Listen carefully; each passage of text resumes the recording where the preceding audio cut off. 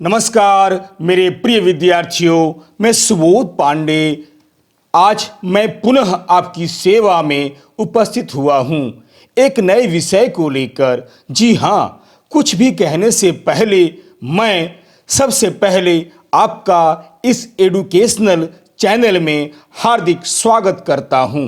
आज मैं आपके समक्ष डॉक्टर शिव प्रसाद सिंह द्वारा रचित कर्मनाशा की हार नामक कहानी का सारांश तथा उद्देश्य प्रस्तुत करना चाहता हूं।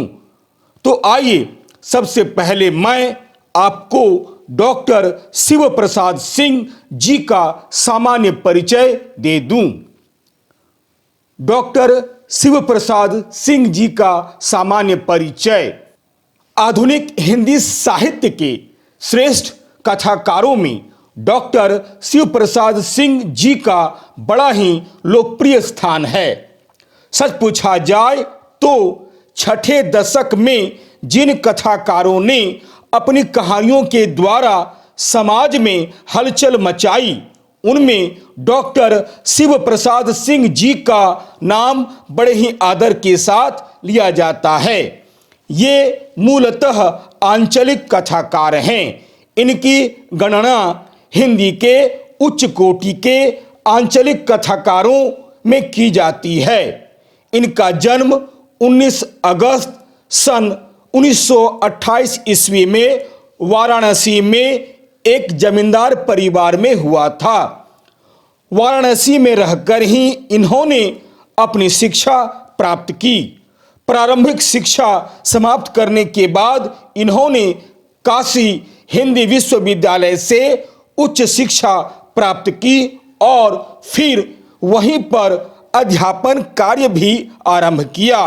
यही नहीं, फिर अध्यापन का कार्य करते हुए वे काशी हिंदू विश्वविद्यालय के हिंदी विभाग में विभागाध्यक्ष के पद तक पहुंचे। अध्यापन के साथ साथ बचपन से ही इनकी रुचि लेखन में भी थी और आगे चलकर इन्होंने लगभग सभी विधाओं में रचनाएं की। डॉक्टर शिव प्रसाद सिंह जी ने उपन्यास, कहानी, निबंध और आलोचना जैसी लगभग सभी गद्य विधाओं में रचनाएं की। इनकी पहली कहानी दादी माँ सन 1951 ईस्वी में प्रतीक में प्रकाशित हुई। इसके बाद उनके कर्मनाशा की हार, आर पार की माला, इन्हें भी इंतजार है, राग गुजरी और भेदिए कहानी संग्रह प्रकाशित हुए। डॉक्टर सिंह की संपूर्ण कहानियां 2 खंडों में प्रकाशित हुई है। इन्होंने अलग अलग वैतरणी, गली आगे मुड़ती है, नीला चांद, औरत और वैश्वानर जैसे उपन्यासों की भी रचना कर उपन्यास के क्षेत्र में अपनी अलग पहचान बनाई। अलग अलग वैतरणी में इन्होंने जीवन को बहुत ही सुंदर ढंग से उकेरा है। सन 1990 ईस्वी में उन्हें नीला चांद उपन्यास पर साहित्य अकादमी पुरस्कार प्राप्त हुआ। इसके अतिरिक्त इन्होंने नाटक एवं निबंध संग्रह भी लिखे। घंटियां गूंजती है इनके द्वारा रचित एक प्रसिद्ध एवं लोकप्रिय नाटक है और शिखरों के सेतु, कस्तूरी मृग तथा चतुर्दिक इनके प्रसिद्ध निबंध संग्रह हैं।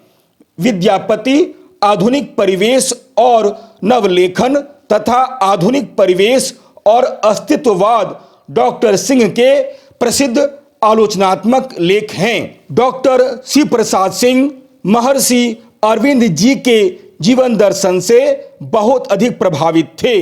इसलिए इनके जीवन पर महर्षि अरविंद जी के दर्शन का बहुत अधिक प्रभाव पड़ा, जिसके फलस्वरूप इनके जीवन और विचारों पर अरविंद की छाप स्पष्ट दिखलाई देती है।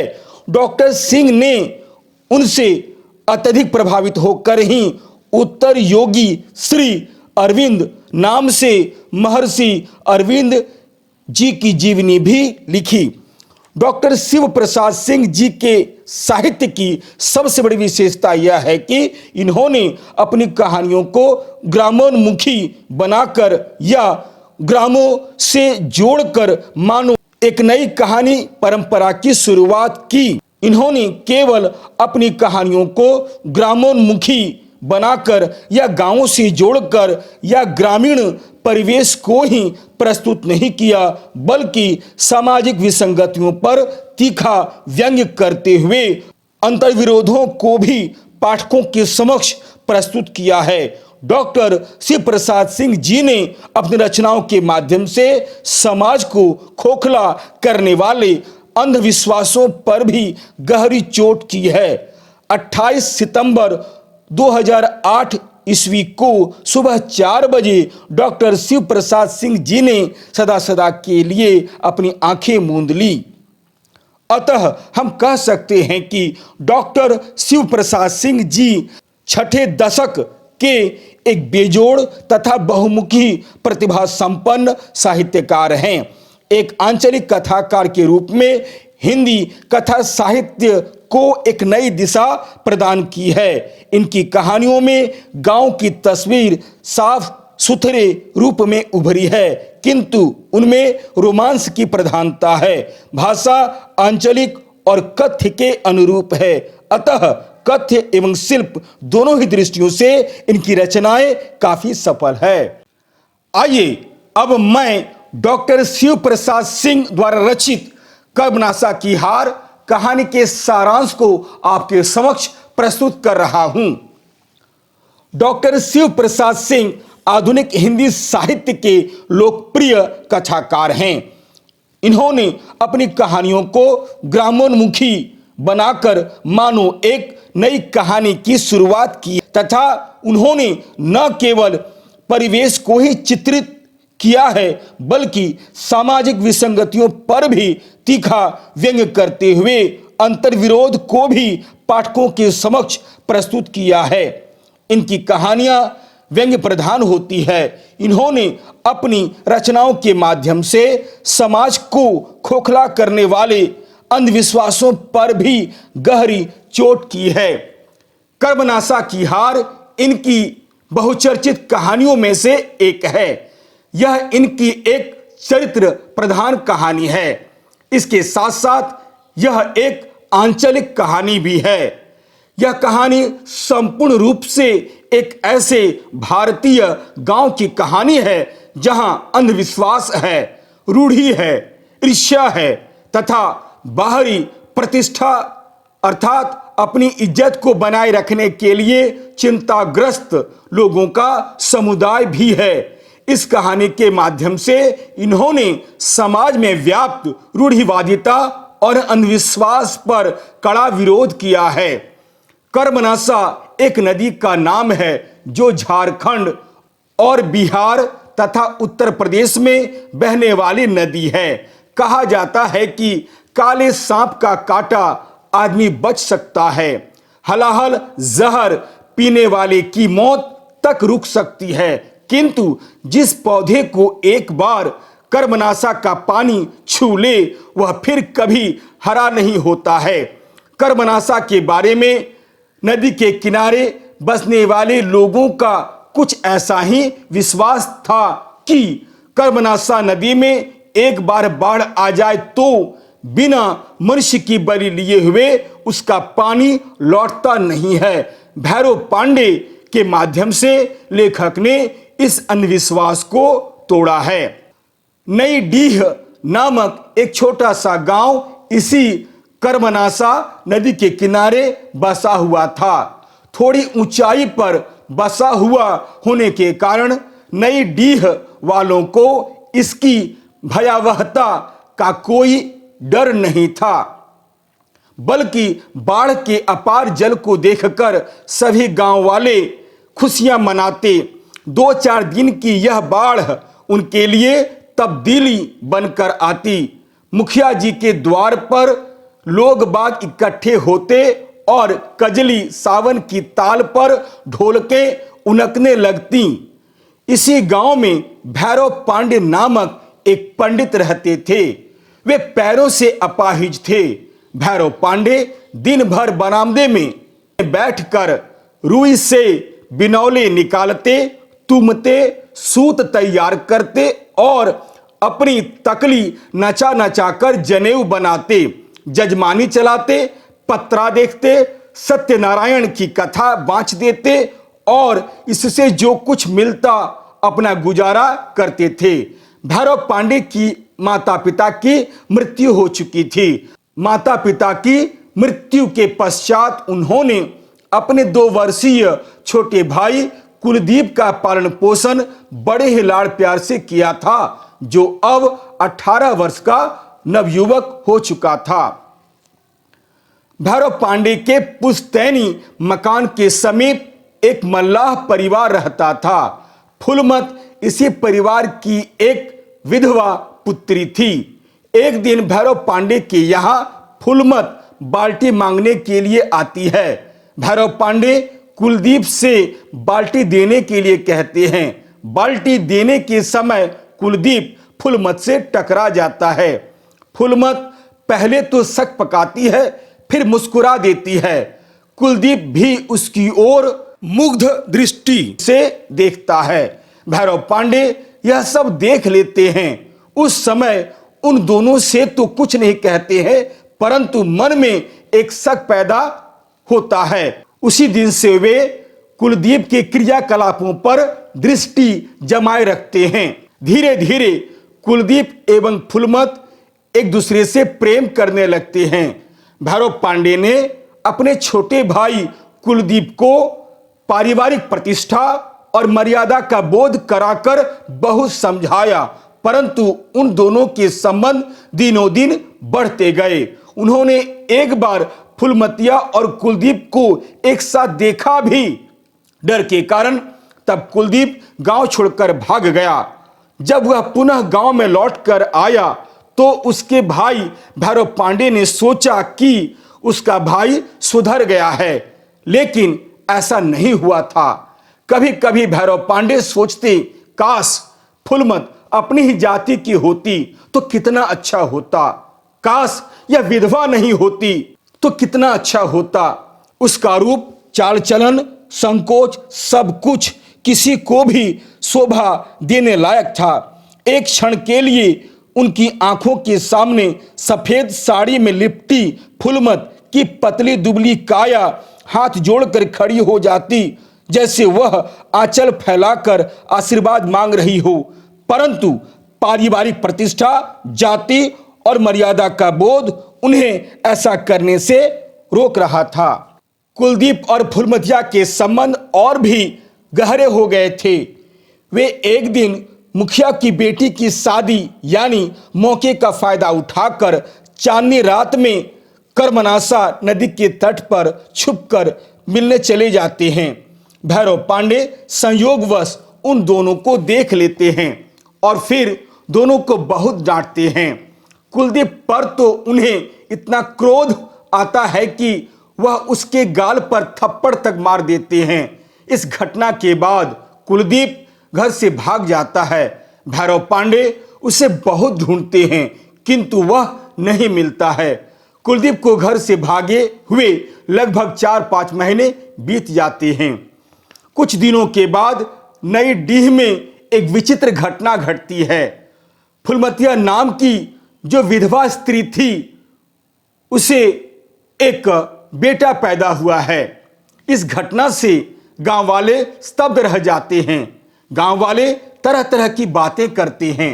वे कहते हैं कि विधवा लड़की बेटा बिया कर सुहागिन बनी है। इधर फुलमतिया का दुख उसके मुख से गीत के रूप में फूट पड़ता है। मोहे जोगनी बना के कहाँ गैला रे जोगिया। संयोग से उन्हीं दिनों कर्मनासा नदी में 2-3 बार बाढ़ भी आ जाती है, जिससे गांव वालों का काफी नुकसान होता है। बड़े बड़े पेड़ जड़ मूल के साथ उलटकर नदी के पेट में समा रहे थे। यह बाढ़ न थी, प्रलय का संदेश था। नई डीह के लोग चूहेदानी में फंसे चूहे की तरह भय से दौड़ धूप कर रहे थे। सबके चेहरे पर मुर्दानी छा गई थी। नदी की उमड़ती हुई विकराल धारा को देखकर गांव के सभी लोग भयभीत हो गए थे, जो पहले कभी डरते नहीं थे। इसके पहले भी बाढ़ आई थी, परंतु ऐसी नहीं आई थी। एक तो उनमें पहले से यह अंधविश्वास प्रचलित था कि कर्मनाशा जब उमड़ती है तो मानव बलि अवश्य लेती है, तब जाकर बाढ़ का प्रभाव कम होता है। इसके साथ ही साथ गांव में फुलमत के पाप की भी चर्चा होने लगी थी। गांव वालों का यह मानना था कि एक का पाप सभी के सिर पर चढ़कर बोलता है। पाप किसी एक ने किया है, लेकिन सजा सबको मिल रही है। गांव के स्त्री पुरुष बड़े बूढ़े सभी फुलमतिया के इस कांड पर लज्जा का अनुभव करते हुए उसे भला बुरा कहते हैं, फुलमतिया की निंदा करते हैं। गांव वाले बहुत अंधविश्वासी थे और उनको अंधविश्वासी बनाने में गांव के जोगेश्वर पांडे और भैरव पांडे जैसे लोगों का बहुत बड़ा हाथ था। गांव के सभी लोग कर्मनाशा की बाढ़ के प्रकोप की बात सोच सोचकर भयभीत हो रहे थे, आपस में तरह तरह की बातें करते थे। फुलमतिया विधवा स्त्री थी, किंतु वह कुलदीप के बच्चे को जन्म दे चुकी थी। इस सूचना को प्राप्त करते ही सारे ग्रामीण अंततः कर्मनाशा की बाढ़ का कारण फुलमत को ही समझने लगते हैं और निर्णय लेते हैं कि उसे उसकी बच्ची सहित कर्मनाशा में फेंक दिया जाए। उनकी धारणा थी कि उस पापिन की बलि पाकर ही कर्मनाशा शांत हो जाएगी। यह सूचना भैरव पांडे को जैसे ही मिलती है वे विचलित हो उठते हैं। गांव वालों को यह ज्ञात नहीं था कि फुलमत का बच्चा कुलदीप से उत्पन्न हुआ है। भैरव पांडे इस क्रूरता को रोकना चाहते थे, किंतु सामाजिक प्रतिष्ठा के नष्ट होने एवं सामाजिक उपहास का पात्र बनने का भय उनको सत्य प्रकट करने से रोकता था। उनके मन में भावनाओं का संघर्ष होने लगता है। अंत में सत्य एवं मानवीय भावनाओं की विजय होती है और वे कर्मनाशा के तट पर पहुंचते हैं, जहां गांव वाले फुलमतिया और उसके बेटे को नदी की बाढ़ में फेंकने की तैयारी कर रहे थे। जब भैरव पांडे उस स्थान पर पहुंचते हैं तो देखते हैं कि फुलमतिया अपने बेटे को छाती से लगाकर एक नीम के तने से सटकर खड़ी थी। पास ही खड़ी उसकी बूढ़ी मां रो रही थी। गांव वालों में से किसी को भी उन पर दया नहीं आ रही थी। गांव वाले बार बार कह रहे थे कि बिना प्राणों की बलि लिए बाढ़ नहीं जाएगी, इसीलिए उसी की बलि क्यों न दी जाए जिसने पाप किया है। बेचारी भयभीत होकर फुलमत अपने बच्चे को लिए हुए चुपचाप ग्रामीणों के बीच घिरी खड़ी थी। तभी मुखिया और गांव के लोग इस विषय में भैरव पांडे से उसकी राय पूछते हैं। भैरव पांडे तेजी से आगे बढ़कर फुलमतिया की गोद से उसका बेटा छीन लेते हैं और कहते हैं, मेरी राय पूछते हो मुखिया, तो सुनो। कर्मनाशा की बाढ़ दूध मुंहे बच्चे और एक अबला की बलि देने से नहीं रुकेगी। इसके लिए तुम्हें अपना पसीना बहाकर बांध को ठीक करना होगा। भैरव पांडे आगे निर्भीक स्वर में कहते हैं कि फुलमत ने कोई पाप नहीं किया है। वह उनके छोटे भाई की पत्नी है और उनकी बहू है, और उसका बच्चा उसके छोटे भाई कुलदीप का है। कुलदीप कायर हो सकता है, वह अपनी बहू और बच्चे को छोड़कर भाग सकता है, किंतु मैं कायर नहीं हूं। मेरे जीते जी बच्चे और उसकी मां का कोई बाल बांका भी नहीं कर सकता है, समझे। गांव का मुखिया एवं अन्य ग्रामीण फिर भी नहीं मानते हैं। तभी मुखिया व्यंग्य करते हुए पांडे जी से कहते हैं कि समाज का दंड तो आखिर झेलना ही पड़ेगा, पाप का फल तो भोगना ही पड़ेगा। तब भैरव पांडे कहते हैं कि जरूर भोगना होगा मुखिया जी, किंतु मैं एक एक के पाप को गिनाने लगूं तो यहां खड़े सारे लोगों को परिवार समेत कर्मनाशा के पेट में जाना पड़ेगा। है कोई तैयार जाने को? लोग अवाक होकर भैरव पांडे की ओर देखते रह जाते हैं। सहमे हुए और स्तब्ध ग्रामीण अपाहिज भैरव पांडे के चट्टान की तरह अडिग व्यक्तित्व को देखते रह जाते हैं। यह कहानी यहीं समाप्त हो जाती है। आइए अब मैं डॉक्टर शिव प्रसाद सिंह द्वारा रचित कर्मनाशा की हार कहानी का क्या उद्देश्य है, या इस कहानी के माध्यम से कहानीकार हमें क्या संदेश देना चाहते हैं, इसे मैं आपके समक्ष प्रस्तुत कर रहा हूं। उद्देश्य: कर्मनाशा की हार एक उद्देश्य प्रधान कहानी है।